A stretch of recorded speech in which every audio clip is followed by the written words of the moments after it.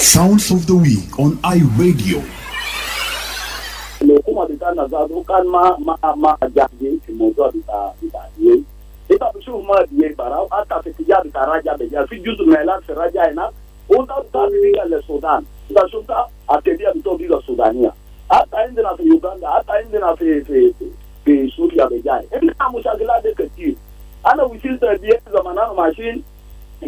هي زول الآن يمشي حتى تذكر من الأولى ماشي لخرطوم لازم أنت تكون عندك ورقة بتاع السودان أنت تكون السودان.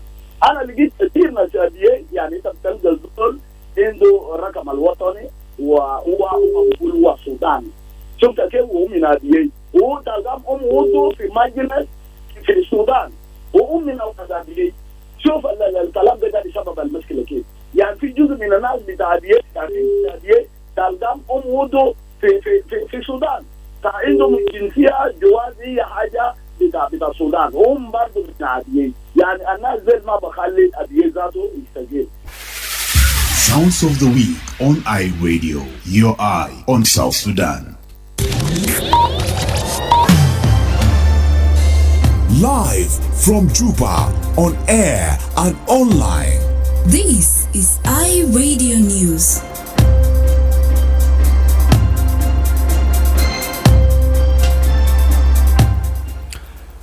Good afternoon. This is iRadio News. First, here are the headlines. Local authorities in Warab State have reported a low response to the ongoing voluntary disarmament exercise as youth in the area say they fear surrendering their guns without clear security guarantees. A family in Juba is appealing for information on the whereabouts of their son, Kamis Samuel Justin, after receiving a distress message suggesting he may have been kidnapped on Thursday last week. And senior presidential envoy Adut Salva Kiir has called for the adoption of modern agricultural technologies to boost resilience to floods and strengthen food security. This is stories and more coming to you in the news bulletin with me, Wol Mapal. Now the news in detail. Local authorities in Waravi State have reported a low response to the ongoing voluntary disarmament exercise as youth in the area say they fear surrendering their guns without clear security guarantees. According to Waravi Information Minister Mamer Bath, the campaign, which began last month, was intended to promote peace and reduce the number of legal firearms circulating in the community. However, only a few individuals have so far turned in their weapons. The official attributed the slow progress to a lack of confidence among residents, especially young people who worry that giving up their arms could leave them vulnerable in case of renewed insecurity. He said the government is working with security agencies and community elders to ensure that proper protection is in place for those who cooperate with the disarmament process. Yes, I did not receive any report from Tony whether they have handed over their weapons or not. But what I would say here is that if there were a report of handing over weapon and so forth, I would have been informed by the county authority. I think the answer is no. Yeah, what will come next is a possible disarmament. This is what I know so far. Some youth leaders have echoed their need for stronger reassurance, saying that while they support peace efforts, they fear being exposed to potential raids or attacks if they hand over their weapons too soon. Community leaders and religious leaders have also urged patience and dialogue, emphasizing that lasting peace can only be achieved when all parties trust the process and work together to end cycles of violence.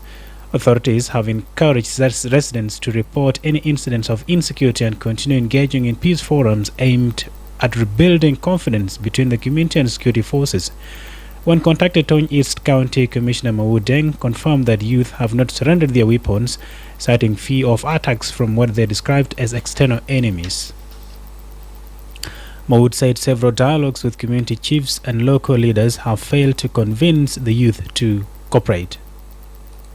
Yes, why did you attack the entire white Umbari? Yes, why did you entire Pogo? Motonili Samala Asala, Tabanana, Kalamta Masalatin, the Tom, or Mojo with Domana Kalamta Mama, Chanel Masala, or Lisa, Mapi Red, Oman Bugul Maderin, Wadi Asala, Kalamtosh, gal toy piu adu fogo toy jama ya muksul bom da kuma ya muksul le toy ya muksul le moto ya muksul le bagara ay haja da kuma ya muksul bom ana da ra shan nugule itu na da ay radio ana da ra kuma yi ci la sala yadum.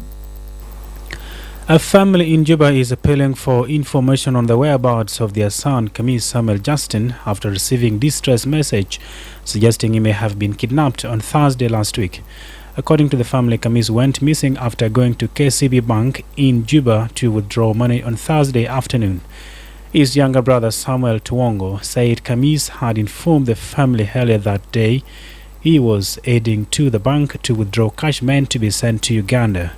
He reportedly made the first withdrawal successfully, but later found the amount insufficient and returned to the bank for another transaction.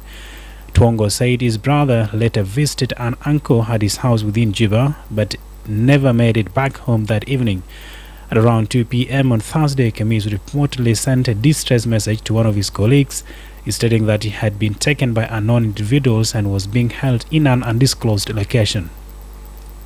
Yeah, around there, we don't know what happened until the 2 p.m. when I received the call from the landlady where we used to rent. He called me that one of his colleagues from workplace called me that he tried to reach my number, but the phone was off. So the colleague informed her that he got an urgent message from my brother that it is an urgent. So he said, let me be informed that he was taken to a place where taken to someone.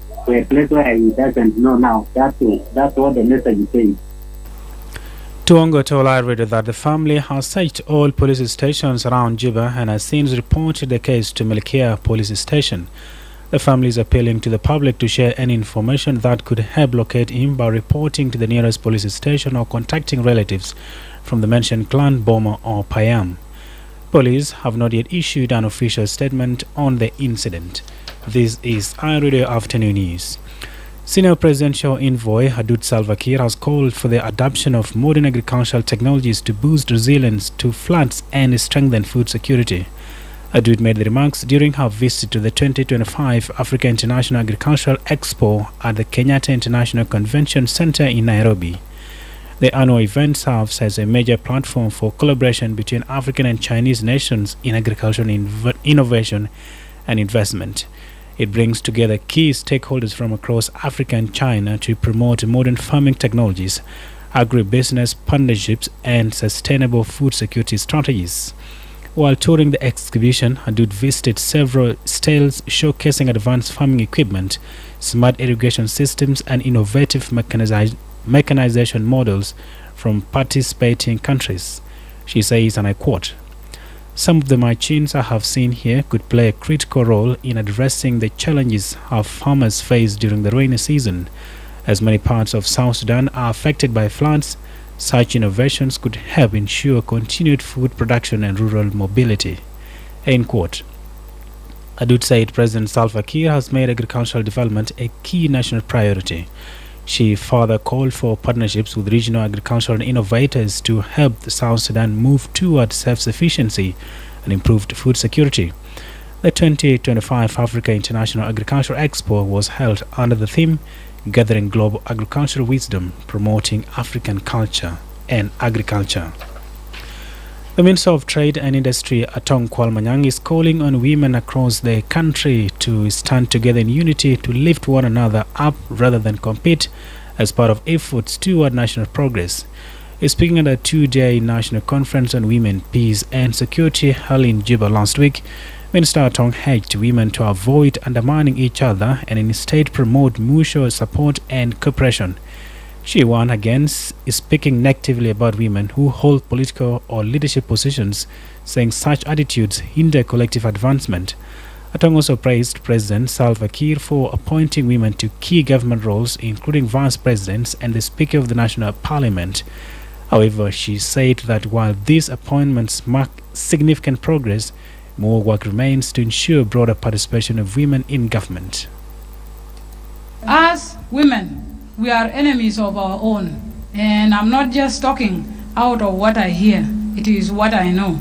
In some cases, you find that if some women there on top are put there you find some women, not all of us, but some of us are the ones who, when you hear something small, we are the ones exaggerating it, talking about it, talking negative about your fellow woman. I also know of a situation where even those in government, you find that a woman is in a position, but other women are the ones actually wanting that position of that woman. They think, for example, as Minister of Trade and Industry, and other women, they want that trade and industry.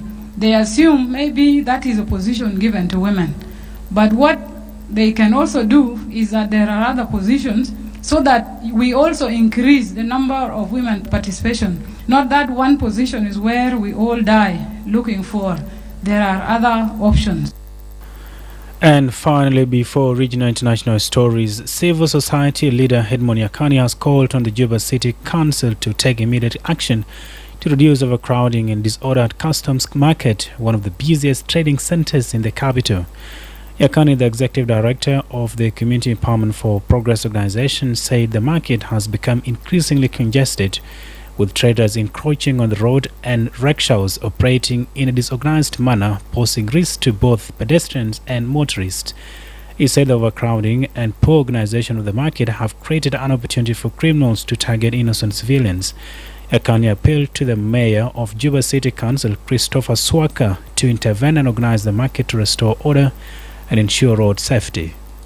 As you are undertaking your responsibility as a new Lord Mayor of Juba City, we would like to bring a serious issue to your attention. The serious issue is associated with overcrowding of custom market, specifically where traders are now selling on the half of the road, the leg coming to town in custom market, plus overcrowding and disorganization of rickshaws in custom market. The overcrowding and disorganization of trading service or business service along the road in custom market have bring a lot of criminals that harm innocent civilians with the theft cases because the market is not properly organized.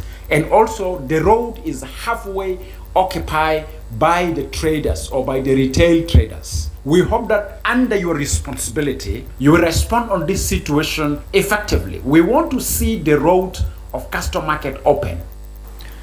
Yakani also called on city authorities to find a lasting solution that balances traders' livelihoods with the need to keep the road clear for smooth traffic flow. He further expressed concern about the city's public image, noting that Customs Market is located along a major route near the University of Juba and serves as an important access road. These traders are earning income from the road. Yes, we acknowledge that. We are not fighting the trading. But we are appealing to you, Lord Mayor, create an organization around that area that will leave the road open. If any accident or any vehicle lose a control or any fault of any truck around that area, we may lose lives of innocent citizens. And maybe at that time, we know that that generates taxes to the city. We know that helps some families and income to meet their cost of living in this stressing economic situation. We acknowledge all those ones. But order is needed and organization is needed. So we are not saying get the traders out of the custom market. We are appealing, organize them and allow the road to be for mobility of vehicles that are moving along. My big question is, if one day His Excellency President want to pass through that road, or His Excellency Governor surprisingly, what clearance is required in that road? How long will it take for that road to be cleared? Yakani stressed that order and organization are essential to ensure public safety and maintain the city's image. This is iRadio Afternoon News. Now to the regional international stories. Over to you, Madrama James.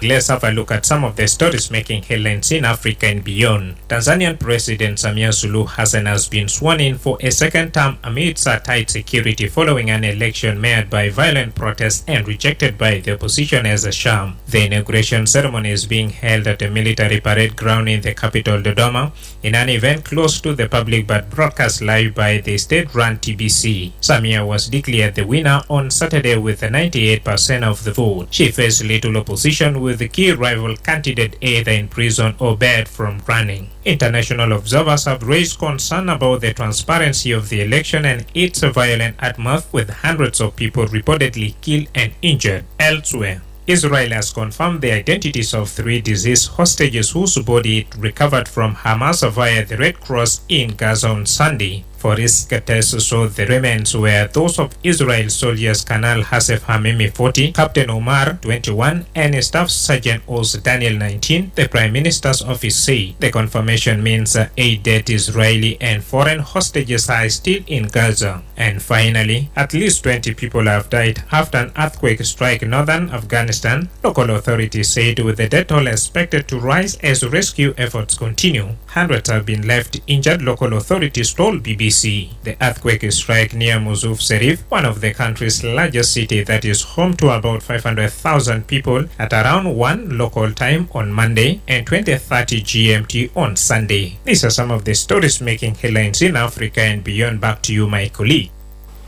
Thank you so much, Madrama James, for the regional and international updates. Up next is sports with Darlington Moses.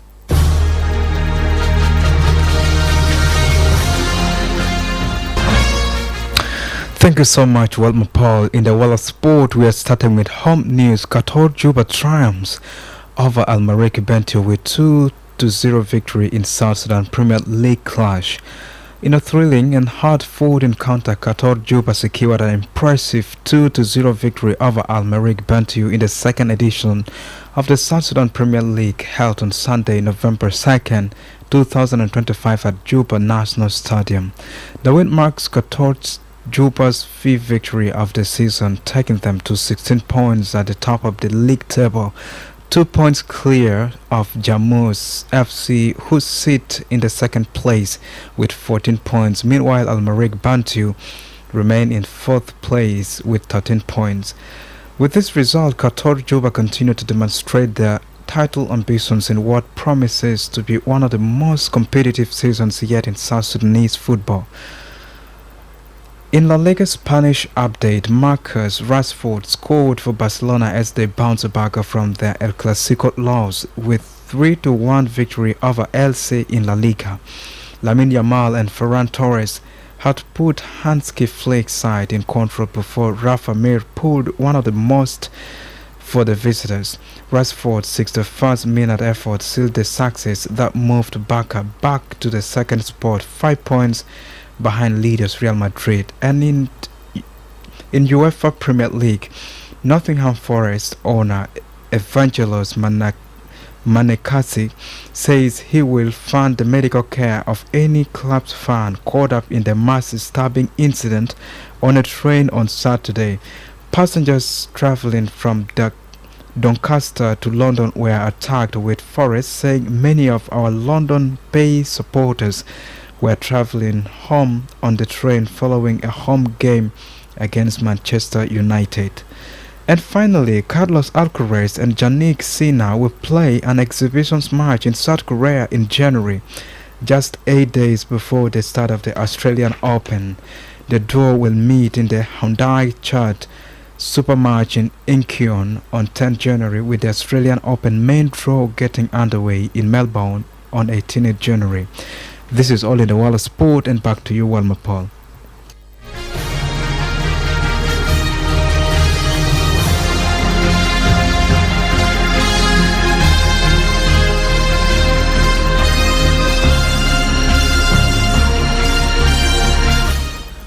Thank you so much, Darlington Moses, for the sports updates. And here brings us to the end of our stories this afternoon. But first, here is a quick recap of our headlines once again.